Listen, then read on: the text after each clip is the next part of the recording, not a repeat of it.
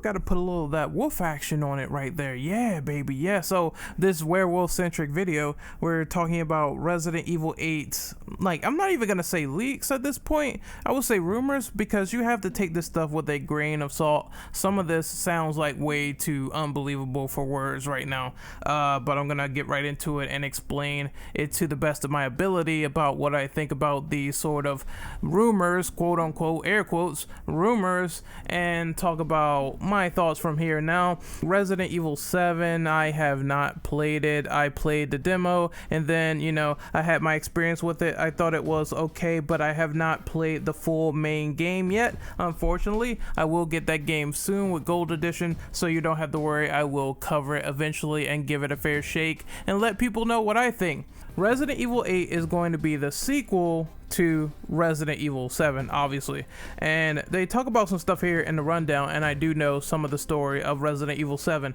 They said that Ethan will be returning as a playable character.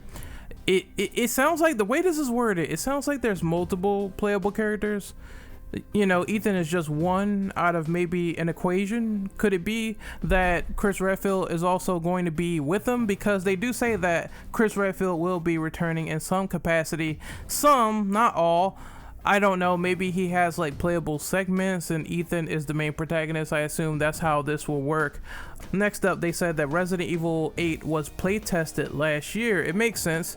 You know, that Resident Evil Ambassador program, that cool little thing that Capcom has going on, they seem to be really promoting that a lot. So you get like incentives, awards, just for like posting RE content on social media and linking your social media accounts. I would figure that this is tying into all these notifications, and you know, you got to show up in this location and maybe you could play test this game. Obviously you're going to be under NDA, and I assume maybe one of these ambassador programs that they had does indeed link to what they were talking about in this particular rumor. It could be something they want to probably get feedback, but I want to talk about some interesting stuff from Dusk Golem later regarding the rest of these playtests and Resident Evil 8 and the development so far. Moving on, they said that the game will not be called Resident Evil 8, but will have a clever title. It sounds like Capcom is trying to get a little bit fancy here. They're trying to get a little bit live with it. It's not the first time that a mainline entry had a subtitle. Go back and look at Resident Evil Code Veronica. That had a clever little subtitle, and that was an allusion to one of the puzzles in the game. I believe one of the sequences where you put in a keypad, the code is actually Veronica, believe it or not. So maybe they will do something like that again, where this title will allude to something in the game where you have to control maybe a puzzle or something, or maybe it's the main theme of the game. It could be interpreted as many ways, because Code Veronica, you're dealing with the whole Veronica Ashford family. It's a main theme of that game, as well as the code being a part of the gameplay experience. So I hope they do something like that, where they sort of like take 2 and 2 and they blend it together. This is one that I feel a lot of people aren't going to like too much, and that's the fact that the game will be first person like RE7. It seems like with this, and I know some people, they don't like the first person notion of Resident Evil 7. They would prefer if it was like the Resident Evil 2 remake where it's OTS. At the same time, I guess they're trying out this new trilogy, right? Resident Evil always has a trilogy of different gameplay styles that correlates and sort of spins its web in the main timeline. You had Resident Evil 1 through Code Veronica, and that was all like, you know, fixed camera angles. You had Resident Evil 4, 5, and 6, and that was all OTS. And then we're moving on to first person with Resident Evil 7. Maybe they're trying to keep some sort of throughput with the gameplay. It's sort of a consistent gameplay a motif going on where they keep these styles in between mainline games. And I think that's awesome. I think they shouldn't stifle creativity just because we don't like something. I think you can make something possibly the best game it could be, even though we have our sort of gripes and attitudes, etc. If they make a good game, then I'm all for it, honestly. The gameplay starts in a village leading up to a castle, which gives me like these Resident Evil 4 sort of Castellanian vibes. They also mentioned that this RE in particular will be taking place in a snowy, rural mountainside of Europe, and it's not the first time that the RE series has seen Europe, and it's not the first time that the RE series has seen snow as a background environment, sort of prelude of nightmares to come. We've seen like the rural snow in, like, was it a little village or something, like caves and shit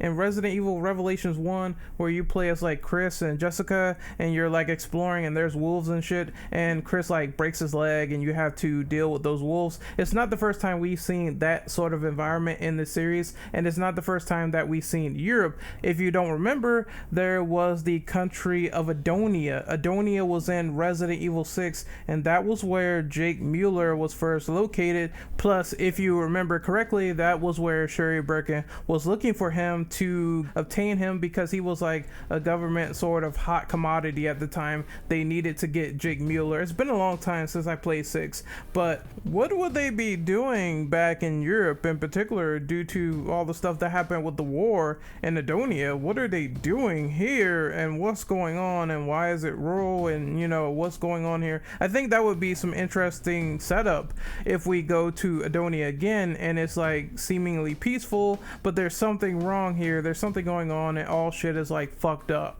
Let's see here. They also mentioned that the mole will not be returning and that a reoccurring enemy will now be zombies.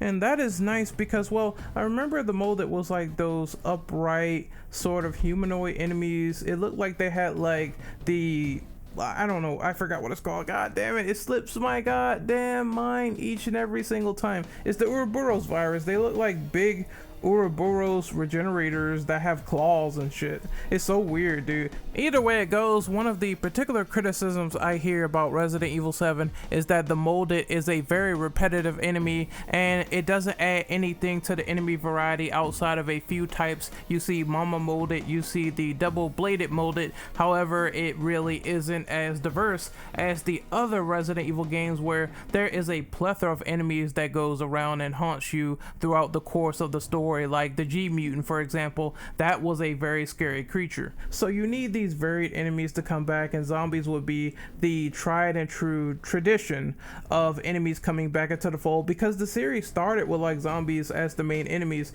So I don't see why they wouldn't bring them back in some form, maybe make them stronger like the C virus did when they created zombies. Next, moving on, there is a persistent shadowy female enemy that will follow but dissipate if you shoot her.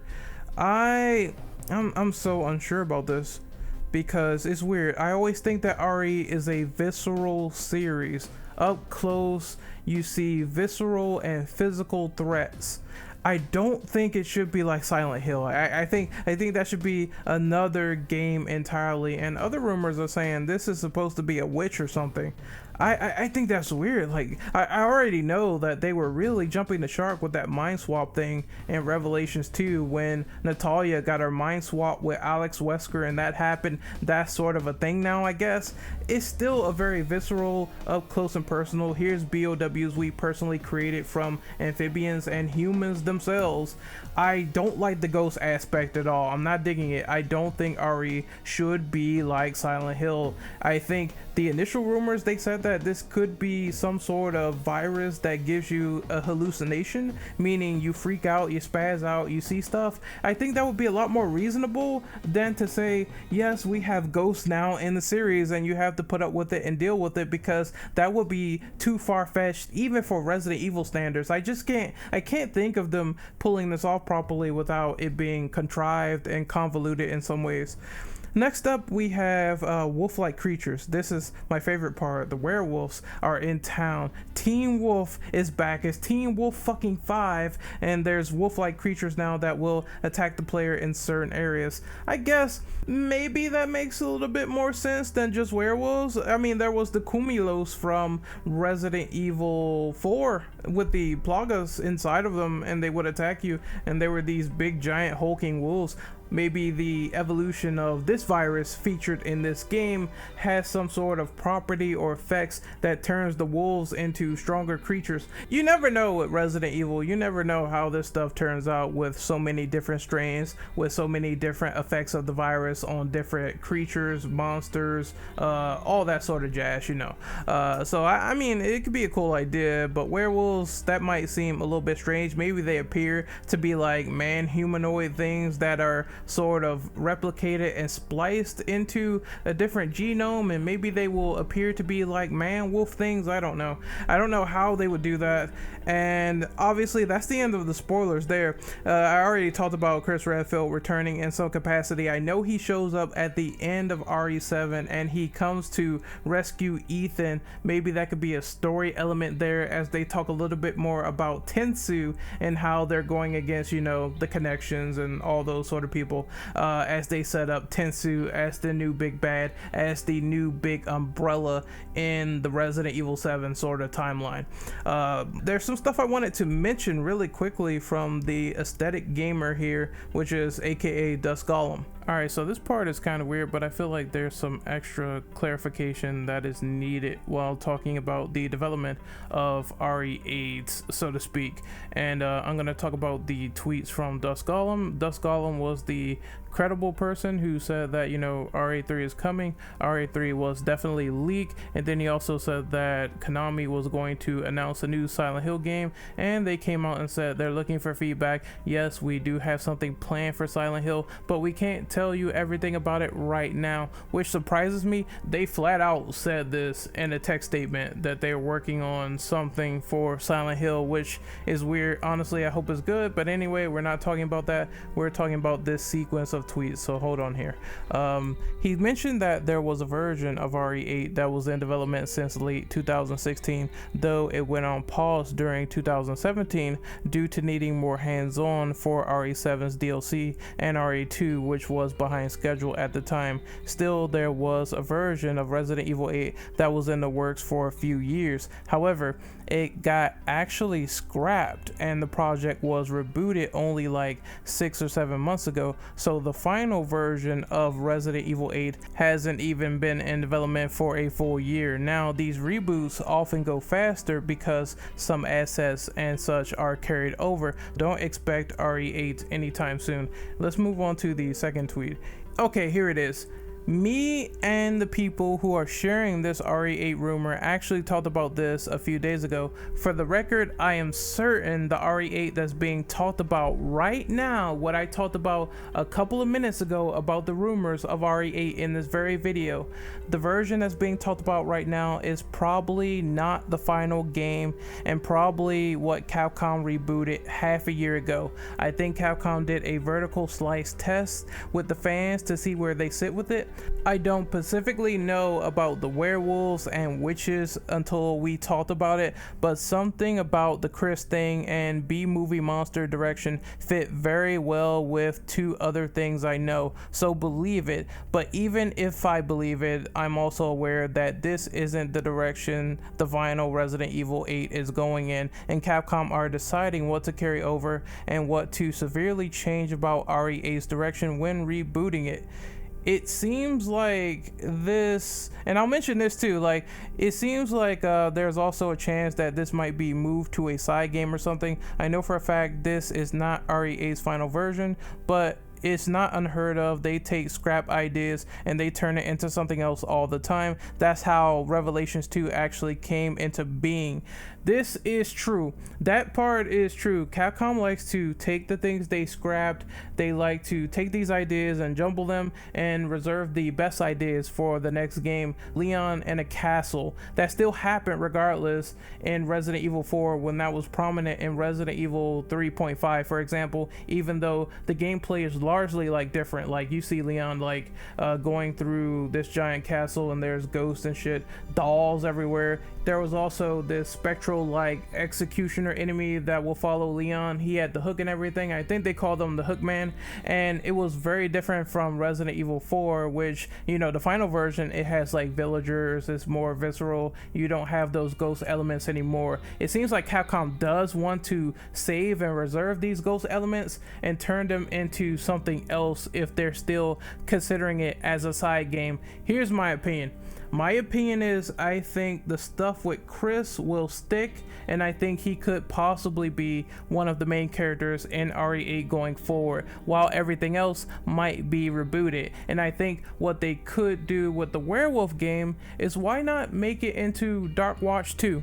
Dark Watch was a game that was featuring all these sort of like undead enemies, and you had vampires and shit, and you had this sort of gothic style theme to it, this sort of like really weird steampunk gothic style theme to it, and they could do something with that and just make it into a sequel to Dark Watch, because it had like vampires already, it had multiple characters, it had the fact that you could do co-op. That would be a fun idea if they brought Dark Watch back into the equation and it was centered around werewolves versus vampires, and it had these sort of like ghost elements.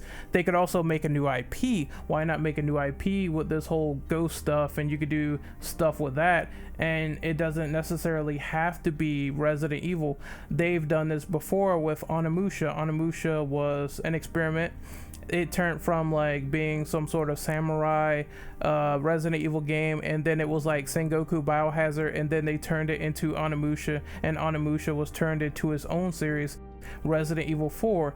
They were experimenting. They had a guy named Tony Redgrave. He was crazy. He was awesome. They thought that didn't work for Resident Evil, so they turned that into Devil May Cry, and that became its own franchise. I think the same thing is going to happen here. They're going to take that scrap version and make an entirely different game that we don't know about, that we never heard of, that we probably, you know, even though I said it could be Dark Watch, it could be anything. They're going to take that and make it into something while we get a new sort of scrapped but updated and refined Resident Evil 8 version that makes sense. And I believe that's the best compromise they can do. They will have an entirely different game on their hands that might not be Resident Evil, but can still be a good time. And then they have Resident Evil 8, which is, you know, the sequel to Resident Evil 7, and refined in some way while keeping small elements here or there.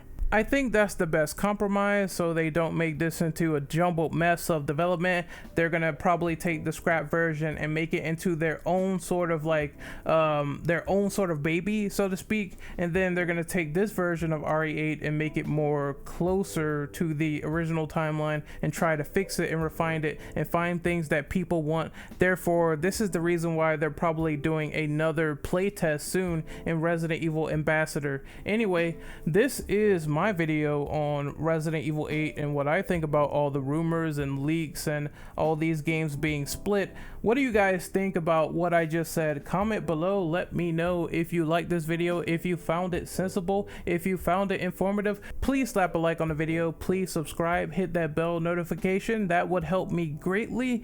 The likes especially, that will help me out greatly in the algorithm. Leave some comments, let me know what you think about this idea in mind for RE8 and what is planned in the kitchen down the line. Do you like it? Do you hate it? Do you think that some shenanigans is going on and Capcom is going to make another entirely different game alongside RE8 with those scrapped ideas and with these new ideas that might seem interesting for RE8, but they will be in the final version and refined and different? Comment below, let me know, tell me what you think once again, and I will see you guys next time. You can check out all my social media in the description below, fam, and I will see you guys soon. Be good people, see you next time, laters.